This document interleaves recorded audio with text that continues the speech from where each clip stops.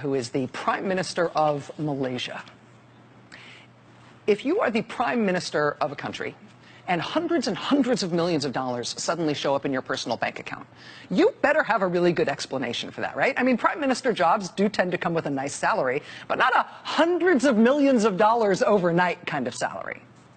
A couple of years ago, though, somebody put almost $700 million into the bank account of the Prime Minister of Malaysia. And he really had no good explanation for it. For months, he just said it was nobody's business. It was his money. He said these allegations, these insinuations that there was anything inappropriate about this sudden infusion of $700 million into his private bank account, he said this was just his political opponents trying to undermine him. There was nothing to see here. Then his own Attorney General and his Deputy Prime Minister started saying, actually, you know, maybe the Prime Minister should answer questions about this mysterious $700 million. The Prime Minister reacted to that by firing both of them. He fired his Deputy Prime Minister and he fired his Attorney General.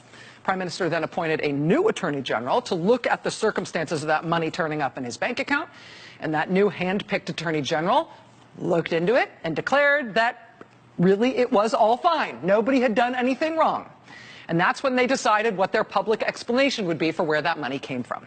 Their explanation was that that money, that $700 million, it was a present. It was a no-strings-attached gift for the Prime Minister from the Saudi royal family. Their line was that there was a Saudi prince who decided that he liked the Prime Minister of Malaysia, and no occasion really. He just decided that the Prime Minister could probably do with $700 million, so he gave it to him, free for nothing.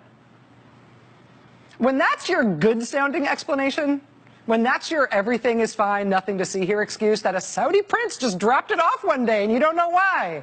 If that's the good-sounding explanation, you know the bad-sounding explanation must be really, really, really bad.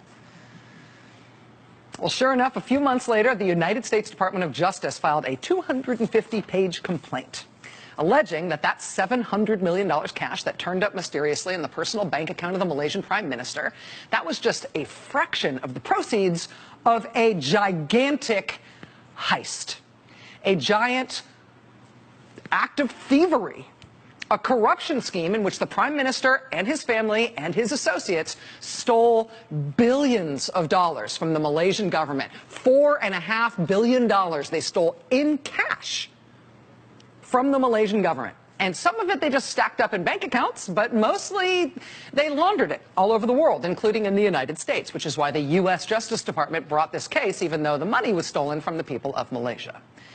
And the list of stuff that they spent this stolen money on, it's a ridiculous list of stuff.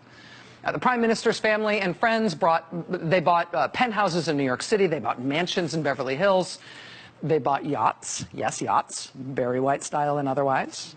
They bought Picasso paintings. They did a lot of gambling. The Prime Minister's wife mysteriously ended up with a lot of ridiculous jewelry. The Prime Minister's stepson used a bunch of the money to finance some Hollywood movies, including The Wolf of Wall Street, Daddy's Home, and Dumb and Dumber 2. All through a company called Red Granite Pictures. If you actually watch the trailers for any of those Hollywood movies, you'll see a splash page at the beginning of all those trailers for Red Granite Pictures. U.S. Justice Department says that was the money laundering vehicle for some of these gazillions of dollars that were stolen from the Malaysian government by the Prime Minister, his family, and their associates. And yes, that's sort of a bonkers list of things to spend money on, particularly if you're trying to stay low-key and get away with this kind of theft, right? Ostentatious much? But in a way, if you think about it, you've sort of got to spend the money on something. It's hard to explain hundreds of millions of dollars, let alone billions of dollars, just sitting in bank accounts. Maybe it's better to convert it to real-world saleable assets. Convert it even into assets that might make a profit.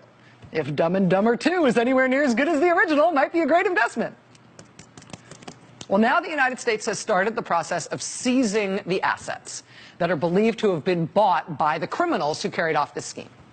The stuff that was stolen with Malaysian government money, U.S. federal official, the FBI, started last summer going after the real estate. They made Leonardo DiCaprio hand over the Picasso that he was given as a gift by the good people who turned up with barrels full of cash to finance The Wolf of Wall Street. And the Justice Department has continued to pursue its investigation into this huge heist, this massive theft of billions of dollars in government funds, which ended up resulting in the purchase of all of these things.